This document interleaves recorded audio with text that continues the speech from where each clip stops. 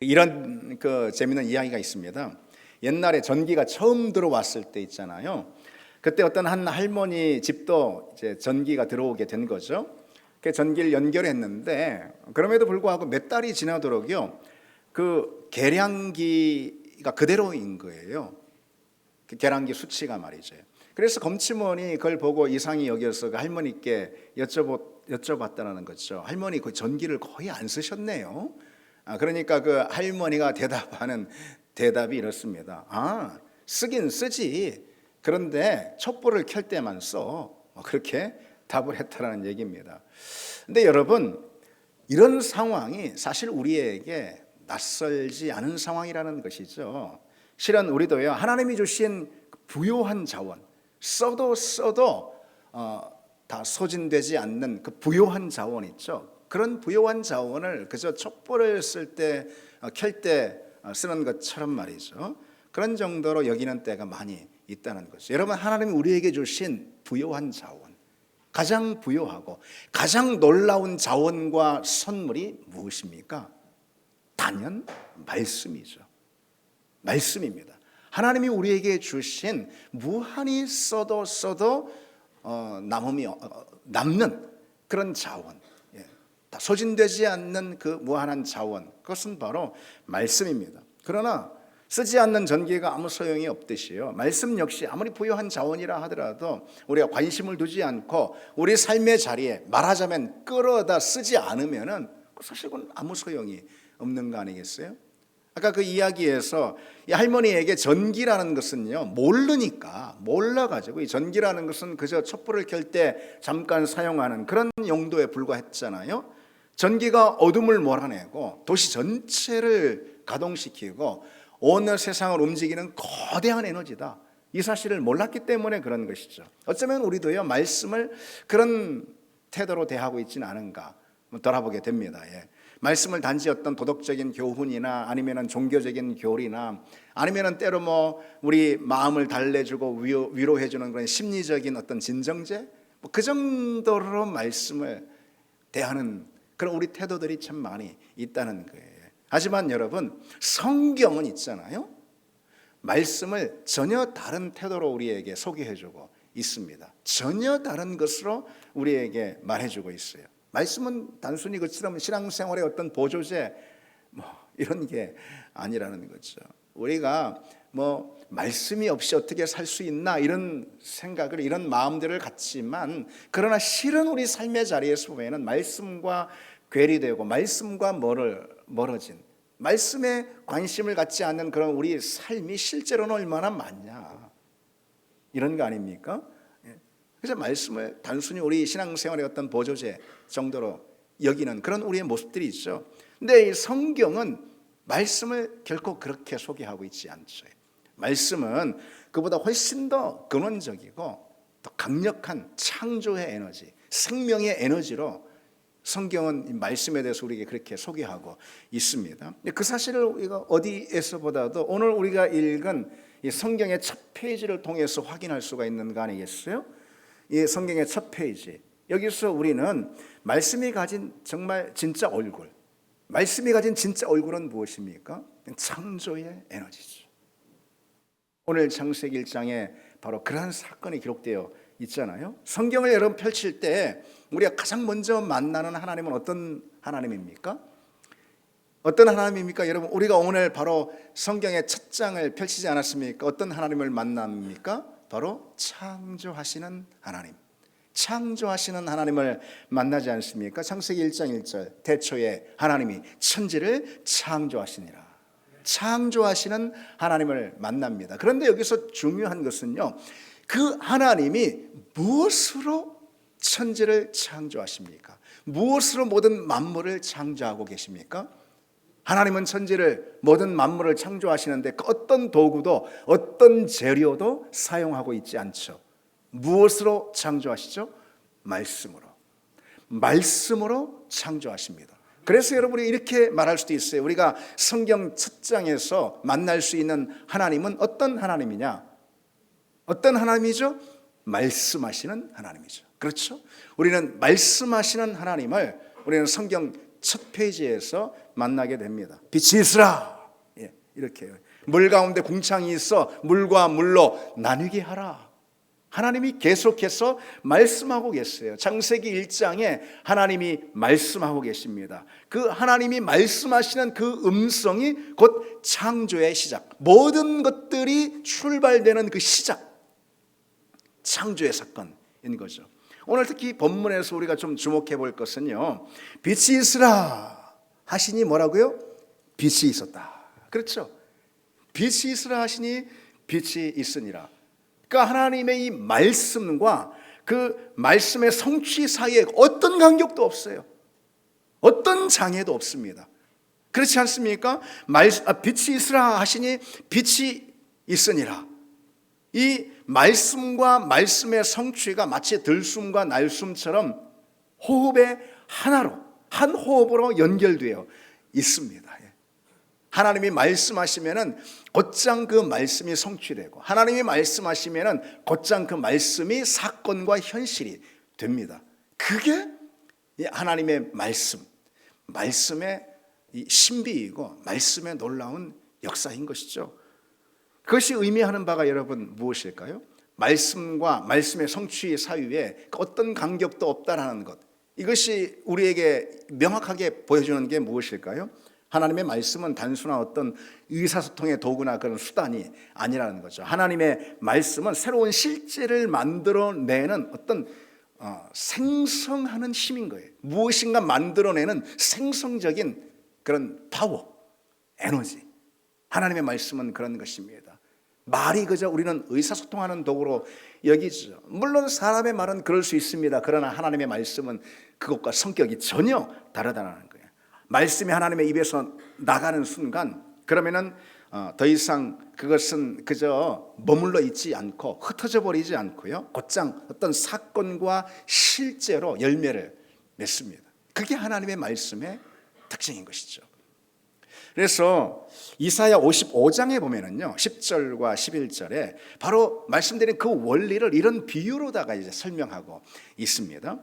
한번 들어보십시오. 이는 비와 눈이 하늘로부터 내려서 그리로 되돌아가지 아니하고 땅을 적셔서 소출이 나게 하며 싹이 나게 하여 파종하는 자에게는 종자를 주며 먹는 자에게는 양식을 줌과 같이 내 입에서 나가는 말도 이와 같이 헛되이 내게로 돌아오지 아니하고 나의 기뻐하는 뜻을 이루며 내가 보낸 일의 형통함을 만든다. 그렇게 말씀하고 있습니다. 하나님의 기뻐하시는 뜻을 이루고 하나님이 보내신 일을 형통하게 한다. 뭐가요? 바로 말씀이 그렇다라는 거죠. 여러분, 이것이 무슨 뜻일까요? 하늘에서 비가 내리고 하늘에서 눈이 내리지 않습니까? 그러면은 하늘에서 내리는 그 비와 눈은 땅에 떨어져서 그저 아무 일도 없는 그런 것이 아니죠. 반드시 결과를 만들어냅니다. 씨가 싹트게 하고 싹튼 씨가 나중에 열매를 맺게 하는 그런 소출의, 산출의, 생산의 열매, 그 결과를 만들어내는 것이죠. 비가 내려서 그리고는 아무것도 생기지 않습니다. 그런 일은 있을 수가 없어요. 하나님의 말씀도 역시 그와 같다라는 거죠. 반드시 하나님이 말씀하시면 그 말씀은 하나님이 기뻐하시는 뜻을 이루고, 하나님이 말씀하시면 그 말씀은 하나님의 일들을 형통하게 합니다. 하나님이 말씀하시면 어김없는 사건이 된다라는 거예요. 그 말씀, 그게 바로 말씀의 능력이에요. 하나님의 말씀은 성취를 그 필연적인 속성으로 하고 있다라고 말할 수 있습니다. 하나님이 말씀하시고도 그리고도 아무 일도 없었다. 이거는 상상할 수도 없는 일입니다. 하나님의 말씀은 왜 그러냐? 그 성취를 필연적인 속성으로 하고 있기 때문에 그렇다는 거죠. 여러분, 하나님이 우리가 읽은 이 창세기 1장에 보면 모든 만물을 창조하셨습니다. 한번 그것을 뒤집어 보시기 바랍니다. 세상에 존재하는 모든 존재가 있습니다. 그렇죠? 모든 만상들이 다 존재합니다. 그리고 여러분도 나도 이렇게 존재하고 있습니다. 왜요? 무엇으로 인해서요? 그냥 그렇게요? 모르겠습니까, 여러분? 왜 세상에 존재하는 모든 존재가 존재할까요? 하나님이 말씀하셨기 때문에 그런 거예요. 하나님의 말씀의 필연적 결과, 그게 있음으로 나타나는 거예요. 존재로 드러나는 거예요. 그게 바로 여러분과 저, 그리고 우리가 보는 모든 세상 아니겠습니까?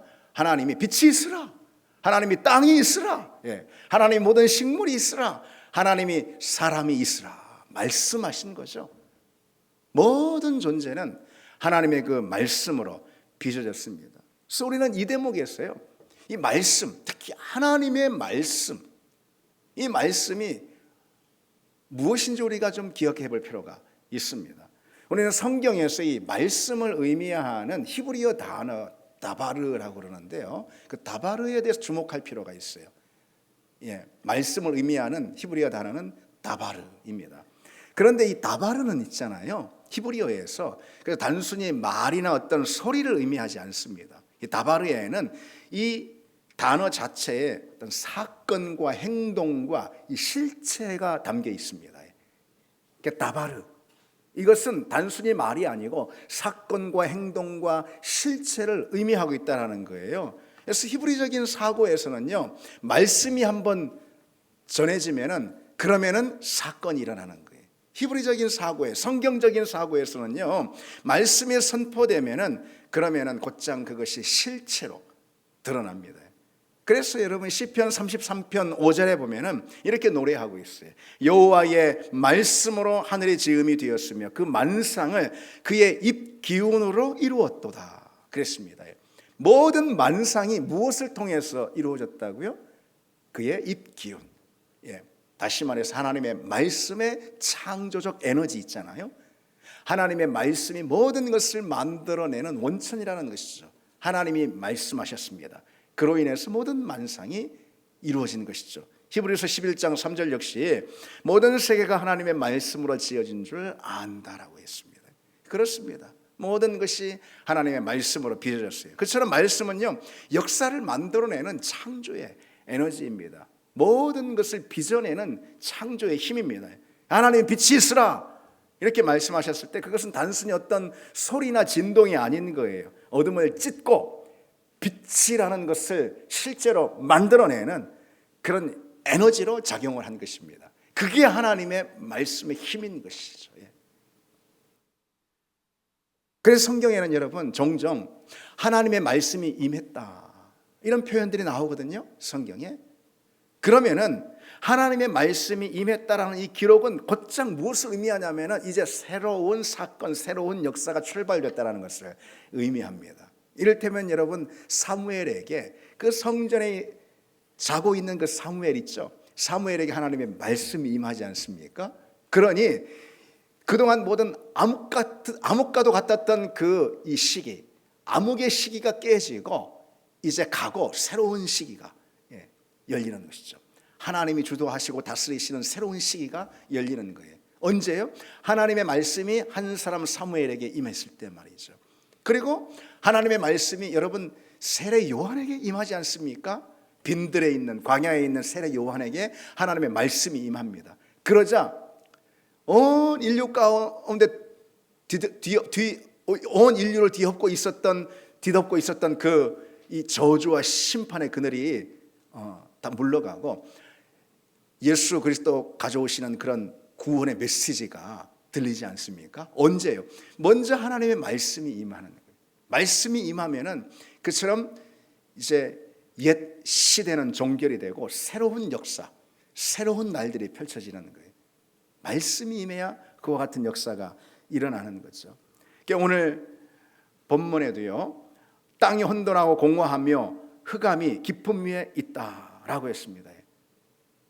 그 가운데 하나님의 말씀이 개입하고 하나님의 말씀이 들리지 않습니까? 그러니 그 공허와 혼돈과 무질서가 다 물러가고 하나님의 말씀이 새로운 어떤 역사를 빚어가고 창조합니다. 그래서 하나님의 말씀 무에서 유를 창조하는 그런 창조의 에너지고요. 하나님의 말씀은 그 이후로도 또 온 우주 만물을 다스리는 통치의 질서다. 하나님은 말씀을 우주를 다스리는 통치의 질서로 삼으십니다. 그래서 말씀으로 만드시고 말씀으로 빚으시고 창조하시고 그리고 말씀으로 다스리시는 거예요. 말씀이 질서인 거예요. 말씀이 창조의 에너지, 말씀이 원천인 것이죠. 여러분, 그처럼 하나님이요, 천지, 우주 만물을 말씀으로 만드셨잖아요. 그런데 하나님의 말씀은 천지를 만드는 거에만 머물지 않습니다. 그 말씀이 이제 한 사람을 주목하고 그 한 사람의 인생 가운데 꿰뚫고 들어오는 걸 볼 수 있어요. 누굽니까? 바로 아브라함입니다. 창세기 12장 보시면 여러분 잘 알듯이 하나님이 아브라함이라는 한 사람에게 말씀하시죠. 너는 너의 고향 친척 아비집을 떠나 내가 내게 보여줄 땅으로 가라. 내가 너로 큰 민족을 이루고 내게 복을 주어 내 이름을 창대하게 하고 너로 복이 되게 하리라 라고 말씀하잖아요. 하나님의 말씀이 한 인생 가운데 뚫고 들어오시는 거예요. 그래서 이 장면은요, 창세기 1장과 매우 닮아 있다고 할 수가 있어요. 하나님이 아무것도 없던 그 혼돈과 공허의 자리 가운데 말씀으로 모든 만물을 빚으시잖아요. 새 역사를 출발시키잖아요. 마찬가지예요. 하나님께서 이 갈대아 우르라는 그 우상의 땅에서 아무 소망 없이 있던 그 아브라함이라는 한 인생 가운데 찾아오십니다. 무엇으로요? 말씀으로. 그래서 그에게 말씀하시지 않습니까? 내 이름을 창대하게 하고 너로 복이 되게 하리라. 그 말씀이 이제 아브라함을 붙들고 가고 그에게 말씀이 임했기 때문에 아브라함에게 새로운 삶의 무대가 열리게 된 거죠. 그렇습니다. 말씀인 거예요. 아브라함은 그것을 믿었어요. 하나님이 그의 인생을 이제 말씀으로 찾아오셔서 그의 인생이 이제 말씀에 붙들리게 되었고 말씀으로 인해서 그의 삶이 주장이 된다는 것을 믿었던 것이죠. 물론 그 믿음이 이후로 좀 좌충우돌하긴 하지만은 하나님의 약속, 그 언약의 말씀이 그 삶을 붙들었다라는 이 믿음을 아브라함은 갖게 됩니다. 그래서 하나님이 그에게 주신 말씀이 단순히 뭐 언제 이루어질 막연한 꿈 이런 게 아니었다라는 거죠. 하나님이 그에게 말씀하시면 너는 복이 되리라. 이거죠. 내 이름을 창대하게 하리라. 이거 아니겠습니까? 너로 인해 많은 민족을 하나님의 사람들을 나게 하리라. 이거 아니겠습니까? 그래서 복이 되게 하리라. 이거 아니겠어요? 그 하나님의 약속의 말씀, 그 약속의 말씀을 아브라함 믿은 거예요. 그저 단순히 언제 일어날 막연한 꿈 정도가 아니고 하나님의 그 말씀이 내게 주어졌기 때문에 그 말씀이 반드시 내게 사건과 실체로 열매 맺을 것이라는 것을 아브라함이 믿었던 거예요. 그랬기 때문에 아브라함은 그 이후의 삶의 자리에서 이 우선순위가 완전히 달라지는 걸 볼 수가 있어요. 말씀에 그 삶을 맡기는 그런 삶이 됐다는 거죠. 그걸 보여주는 것이 창세기 13장입니다. 아브라함은요, 조카 롯과 이제 거주하는 곳을 나눌 수밖에 없게 되었어요. 그만큼 하나님께서 큰 복을 주셔서 부를 많이 쌓게 된 거예요. 그래서 서로 거할 수 없을 정도로 서로 멀리 떨어질 수밖에 없을 정도로 그렇게 됐던 거죠. 그래서 이제 아브라함이 여러분 그 장면 아시지 않습니까? 롯에게 네가 먼저 좋은 땅을, 네가 거할 땅을 선택해라. 그렇게 롯에게 선택의 기회를 양보하지 않습니까? 근데 어쩌면 인간적으로 보자면은요, 이때 당시 수많은 양떼, 소떼 그리고 또 많은 종들 거느리고 있습니다. 그래서 이 어디에 거할까 이 거주지 자체가 얼마나 중요한 그런 시기 아니겠습니까? 삶의 터전, 이 생존의 터전이 얼마나 중요합니까? 그런데 그것을 선뜻 롯에게 양보를 하잖아요. 인간적으로 보면은 손해를 입는 것이고요. 자기 터전을 포기하는 상당히 그런 위험한 도박과도 같은 그런 일일 거예요. 하지만 아브라함은 담대했습니다. 그가 그렇게 할 수 있었던 이유가 무엇일까요? 눈에 보이는 비옥한 땅이 아니라 눈에 보이지 않지만 그의 삶 가운데 임한 하나님의 말씀이 있죠. 그 말씀이 그 인생을 이제 다스리고 주장한다. 아브라함은 그것을 믿었기 때문에 그런 것이죠. 내가 너로 큰 민족을 이루고 너로 복이 되게 복을 주어 내 이름을 창대하게 하리라. 이 약속의 말씀에 이미 이 말씀이 자기 자신을 지금 이끌고 있어요. 이미 그 인생이 그 말씀에 맡겨져 있어요. 그것을 아브라함은 확신했습니다. 아브라함에게 이 말씀은 단순히 종교적인 언어가 아니에요. 그 인생을 이끌고 주장하고 또 그 인생을 새롭게 빚어내고 창조하는 그런 능력인 거예요. 그런 에너지인 것입니다. 그래서 그 인생이 실질적으로 기대고 있는 자원, 이게 뭐냐? 하나님의 말씀인 거예요. 내가 너로 복이 되게 하리라. 너로 큰 민족을 이루게 하리라. 예, 내 이름을 창대하게 하리라. 주신 그 약속의 말씀 있죠. 이제 그 말씀이 그 인생을 기댈 가장 중대한 자원 그리고 에너지였다라는 거죠. 그렇지 않은 롯은요, 받은 하나님의 말씀이 이 롯에게는 없지 않습니까? 하나님이 누구에게 말씀하셨어요? 아브라함에게 말씀하셨잖아요. 그러나 롯은 받은 말씀이 없어요. 그래서 롯은 비옥한 땅을 볼 수밖에 없습니다. 롯은 자기 생존의 터전을 향해 선택해 나갈 수밖에 없었던 거예요. 그 대목을 보면 롯이 눈을 들어 그랬습니다. 롯은 눈을 들었습니다. 어디가 좋은 땅이 있을까? 어디가 비옥한 토지일까? 예, 어디가에 내가 생존하고 살 수 있을까? 눈을 들었던 것이죠. 그러나 아브라함은 귀를 열었습니다. 하나님의 말씀의 귀를 연 것이죠. 말씀을 붙들고 말씀이 가리키는 곳으로 향하는 것입니다. 전혀 다른 인생이 되지 않습니까? 롯이 눈을 들어 간 비옥한 땅, 그것이 결국은 어디였죠? 소돔이지 않았습니까? 소돔이었어요. 어쩌면 롯은 그럴 수밖에 없었던 거예요. 롯에겐 주어진 말씀이 없었기 때문에. 그러나 아브라함에게는 하나님 주신 말씀이 있습니다. 그 말씀이 그 인생을 앞으로 창조하고 경영해 나갈 거예요. 그러니 아브라함은 비옥한 땅보다는 그 말씀에 의지하는 믿음을 가졌던 거예요. 그래서 아브라함은 자신의 인생을 창조하는 에너지인 하나님의 그 말씀에 맡겼습니다. 자기 인생을. 약속의 말씀이 그를 붙들고 있었기 때문에 그냥 당장의 이익에 흔들리지 않았던 거예요.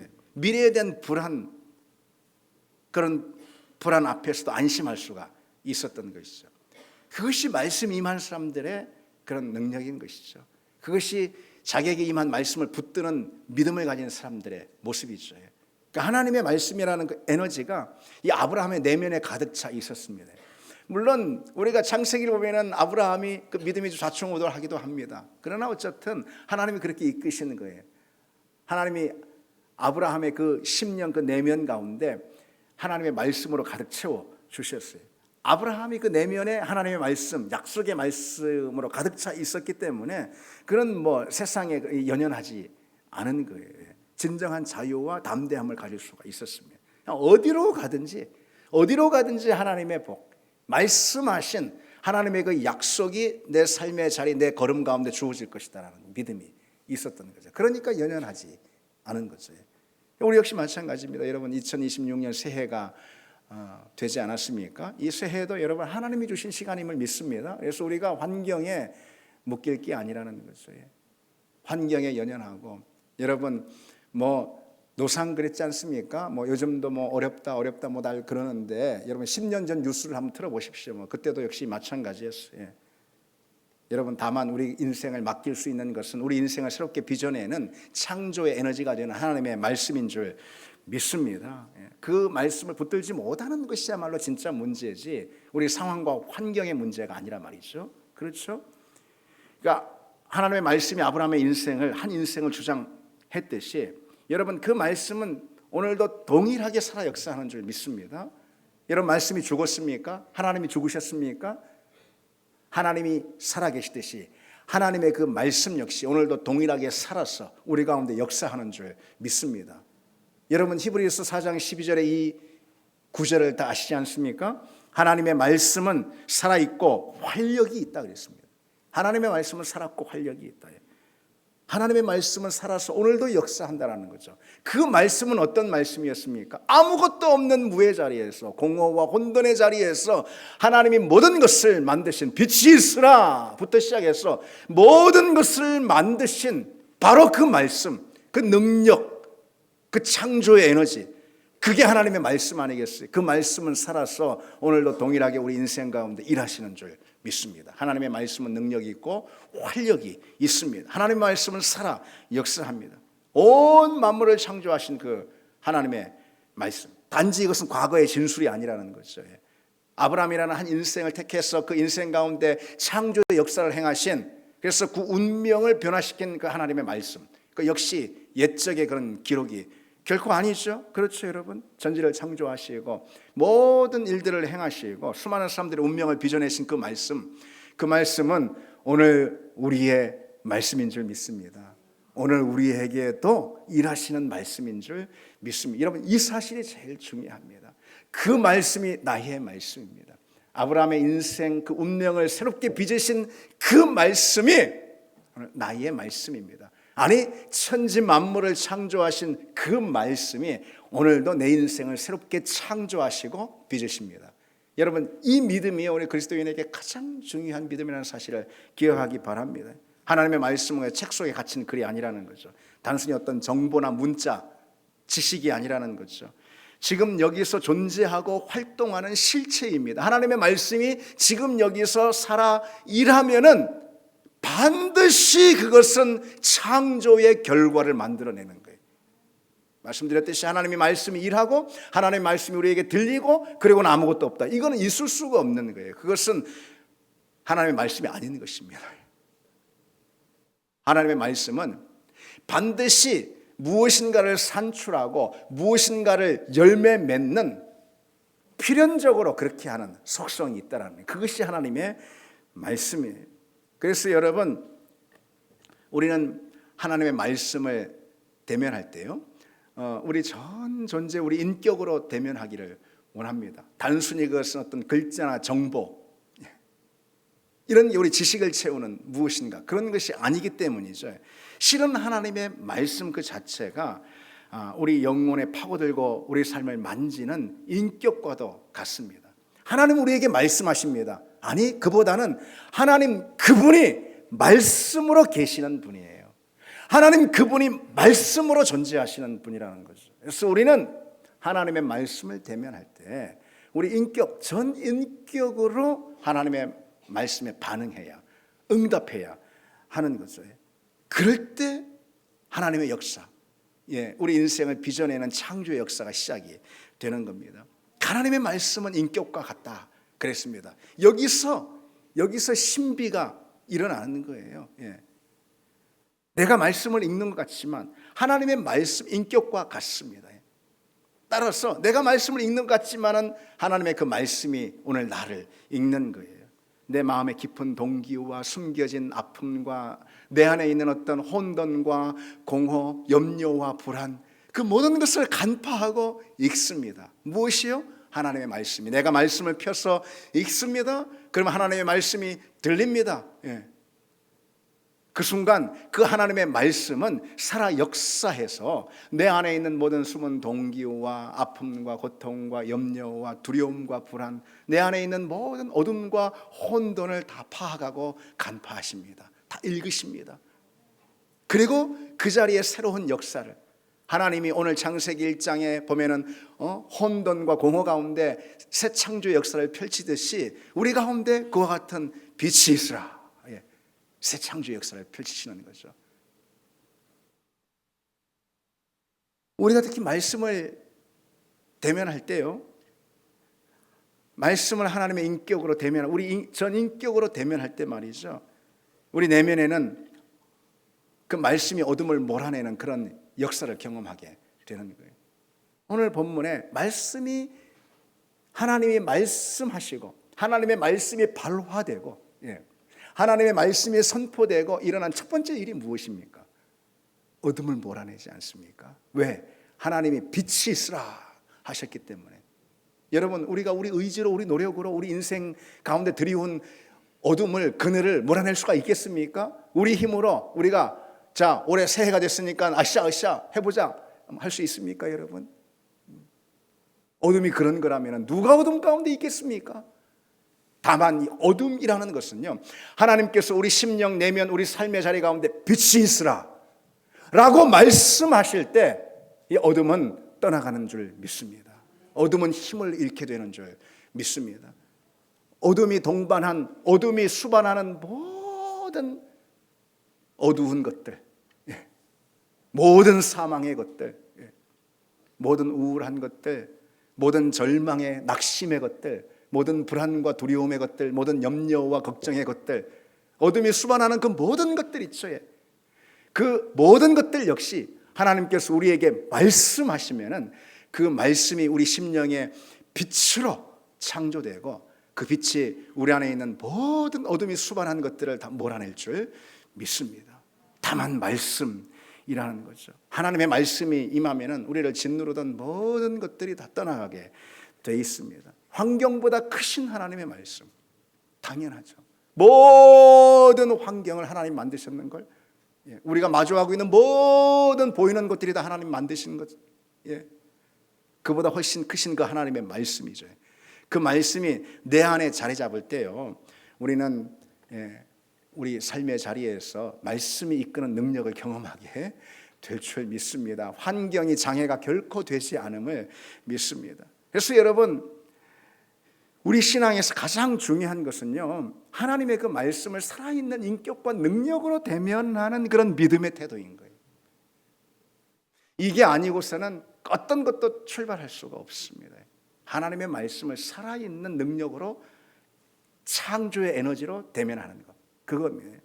말씀이 그저 책 속에 박제된 그런 문자로 남아있는 한 우리 삶에는, 우리 신앙의 자리에서는 어떤 의미 있는 일도 일어나지가 않습니다. 말씀이 살아있는 하나님의 음성을 들리기 시작할 때 있잖아요, 비로소 우리 믿음의 자리에도 그 말씀이 주장하는 새로운 창조의 역사가 일어나게 되는 것이죠.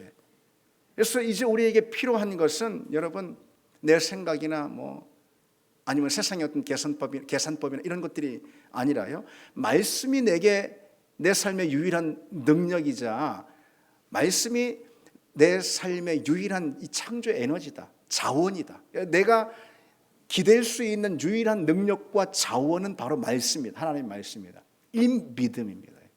그 믿음인 거예요. 그래서 우리가 마주하고 있는 세상이, 또 현실이 혼돈과 공허 가운데 있을 수 있습니다. 어려움 가운데 있을 수가 있습니다. 두려움의 현장이 될 수가 있습니다. 그러나 여러분, 잊지 말아야 합니다.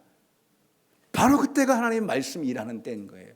여러분, 하나님의 말씀이 언제 일했습니까? 오늘 본문을 보십시오. 혼돈과 공허, 어둠의 자리 가운데 하나님의 말씀이 일하지 않았습니까? 아무것도 없는 그 자리 가운데 하나님의 말씀이 일하지 않았습니까? 우리 인생 가운데 아무런 소망이 없고 절망만 있고, 우리 인생 가운데 혼돈과 공허, 어둠이 있는 바로 그 순간, 그렇게 느끼는 그 순간, 그때가 바로 우리 인생을 하나님께 맡길 수 있는 때라는 것이죠.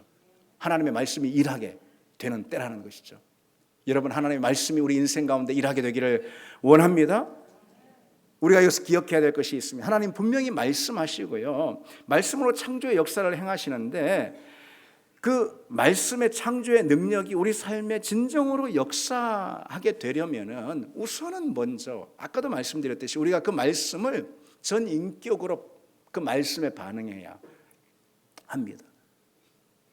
그저 책에 갇힌 어떤 죽은 문자가 아니고 말이죠, 그 말씀을 살아있는 하나님의 음성으로 전인격적으로 반응해야 하는 거예요. 그게 제일 일단 중요합니다. 그러니까 하나님의 말씀을 인정하고요, 그 말씀이 창조의 에너지로 내 삶의 자리에 일한다 라고 하나님의 말씀을 인정하고요, 그런 하나님의 말씀을 늘 기대하고요, 그 하나님의 말씀에 내 인생을 자꾸 계속해서 노출시키고요, 다른 거 없습니다. 그리고 하나님의 말씀에 물론 순종하고요. 순종하는데 시행착오가 있을 수 있습니다. 그러나 순종하고요. 하나님의 말씀을 인정하고 순종, 내게 주시는 하나님의 말씀을 인정하고 순종하는 거예요. 그러면 여러분, 질문이 있습니다. 하나님은 내게 말씀하실까요? 아브라함에게 그렇게 하셨듯이 내게 말씀하실까요? 하나님 무엇으로 우리에게 말씀하실까요? 물론 하나님은요, 제한이 없습니다. 그분이 하나님이시기 때문에 무엇을 통해서든 말씀하시는 분이에요. 하나님은 바람 가운데도 말씀하시고, 하나님은 불 속에서도 말씀하시고, 환상으로도 꿈으로도 말씀하시는 분입니다. 하나님이 말씀하시는데 무슨 제한이 있겠습니까? 그러나 하나님은 성경의 말씀, 기록된 성경을 통해 우리에게 말씀하시는 줄 믿습니다.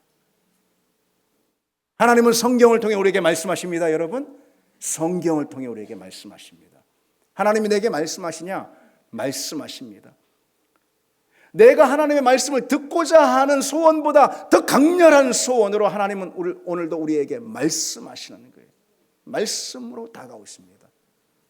바로 기록된 성경의 말씀인 것이죠.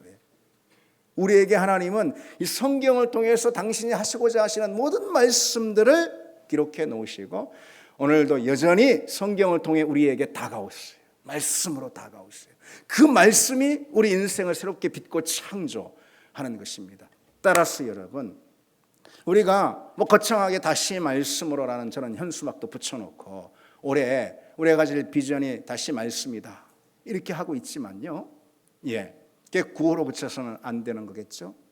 우리가 실천 사항을 좀 오늘 이 시간, 사실 여러분도 다 알고 다 행하고 있는 거예요. 다시 한번 우리가 마음에 새기고 실제로 그것을 실천하는, 실천 사항이니까 실천하는 여러분들 되길 바랍니다. 그러면은 진짜 하나님의 말씀, 그 창조의 에너지가 여러분의 삶을 붙들고 이끄는 그 놀라운 경험을 우리가 하게 될 줄 믿습니다.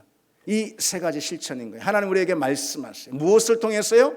성경을 통해서 말씀하십니다. 따라서 우리에게 이 중대한 세 가지 실천이 있어야 합니다. 첫 번째로는 당연하죠. 말씀을 읽어야 하는 것입니다. 말씀을 읽어야. 다른 왕도가 없습니다. 말씀을 읽는 것 외에는 없습니다. 읽어야 합니다. 말씀은, 하나님의 말씀은 기록된 성경에 있습니다. 그 기록된 성경은 책입니다. 책은 어떻게 하는 거죠? 읽어야 하는 것입니다. 다른 방법이 없습니다. 그래서 여러분 성경을 펼쳐서요, 그 성경이 항상 내 마음과 내면과 내 삶을 점유하도록 해야 합니다. 늘 언제나 때를 가리지 않고 성경을 펼치셔야 합니다. 성경을 읽으셔야 합니다. 그래야 내 삶이, 내 마음이 성경에 붙들리게 되고 성경에 노출되게 됩니다. 내 삶이. 그리고 하나님의 말씀, 성경의 말씀이 우리 내면과 삶을 점유하게 됩니다. 그때 그 말씀이 내 인생을 주장하는 창조의 역사가 일어나게 되는 거죠. 두 번째로 실천사항, 강단의 말씀에 집중해야 합니다. 여러분 우리 신앙은요, 누가 뭐라 해도요, 무엇보다 강단의 말씀이 빚어가는 과정인 거예요. 우리 신앙은 강단의 말씀에 집중함으로 그 말씀이 빚어가는 과정, 이게 바로 우리 신앙이나 교회도 역시 마찬가지입니다. 교회는 강단의 말씀이 이끌어가는 공동체입니다. 결코 강단의 말씀을 소홀히 하거나 무시할 수가 없습니다. 하나님은 우리에게 말씀하십니다. 무엇을 통해서요? 당신의 기록된 성경의 말씀이 오늘의 언어로 우리에게 들리게 되는 강단의 말씀을 통해서 말씀하신다는 거죠. 그 말씀이 우리 인생을 빚어가는 그 어떤 것보다 중요한 통로가 된다는 이 사실을 기억하시기 바랍니다. 마지막으로 여러분 말씀으로 모이는 목장이 되기를 바랍니다. 말씀으로 모이는 목장. 여러분 목장은 다른 공동체가 아닙니다. 뭐 좋아서 모이는 그런 데가 아닙니다. 심지어 여러분 사랑으로 모이는, 그것도 잘 따져봐야 돼요. 진리 안에, 말씀 안에 세워진 사랑인 거예요. 그 사랑이. 여러분 세상 사람들 다 사랑으로 모여요. 교회는 더더욱 그래야 되겠지만은 그 사랑이라는 것이 진리 안에 선 사랑인 거예요. 말씀 안에 선 사랑. 그래서 우리 목장은 다른 공동체가 아닙니다. 말씀을 중심으로 모여서 그 말씀이 늘 간증으로 나눠지는 그런 공동체가 바로 목장입니다. 그렇지 않으면 그저 세상의 개 모임이나 동아리 모임과 다를 것이 없다는 것을, 여러분 올 한 해 이 실천사항을 꼭 기억하시고 붙드는 우리가 되기를 원합니다. 매일 성경을 읽고 묵상하고 강단의 말씀에 집중하고, 그리고 말씀으로 모이는 우리 소그룹, 목장, 그리고 우리 각 가정들이 다 되기를 바랍니다. 우리 같이 찬양 드리시겠습니다.